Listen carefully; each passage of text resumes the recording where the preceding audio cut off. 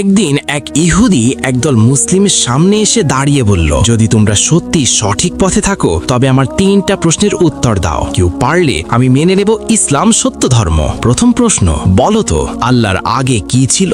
সবাই চুপ, কেউ উত্তর দিতে পারল না। তখন ভিড় থেকে একটি ছোট শিশু বেরিয়ে এসে বলল, আমি উত্তর দেব। শিশুটিকে দেখে ইহুদি হেসে বলল, ঠিক আছে বলো। শিশুটি বলল, আপনি 10 থেকে 1 পর্যন্ত উল্টো গুনুন তো। ইহুদি গুনল 10, 9, 8, 1। তখন শিশুটি বলল, 1-এর আগে কি? ইহুদি বলল, 1-এর আগে তো কিছুই নেই। শিশুটি মুচকি হেসে বলল, যদি গাণিতিক 1-এর আগে কিছু না থাকে তবে আমার এক ও আদিতীয় আল্লাহর আগেও কিছু নেই। তিনি আদি, তিনি অন্ত। ইহুদির দ্বিতীয় প্রশ্ন, আল্লাহ এখন কোন দিকে তাকিয়ে আছেন?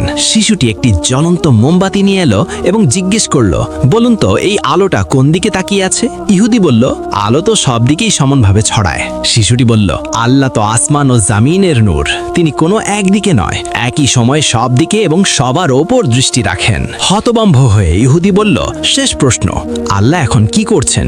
শিশুটি বলল, এটার উত্তর দিতে হলে আপনাকে আমার জায়গায় নিচে দাঁড়াতে হবে আর আমাকে আপনার উঁচু চেয়ারে বসতে হবে। ইহুদি রাজি হয়ে নিচে নেমে দাঁড়ালো আর শিশুটি চেয়ারে বসলো। বসে সে শান্ত কণ্ঠে বলল, আল্লাহ এখন এটাই করছেন, আপনাকে নিচে নামিয়েছেন আর আমার মতো ছোট একজনকে সম্মানের উচ্চাসনে বসিয়েছেন।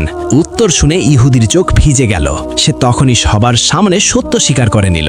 জানেন কে ছিল এই অসাধারণ বুদ্ধিমান শিশুটি?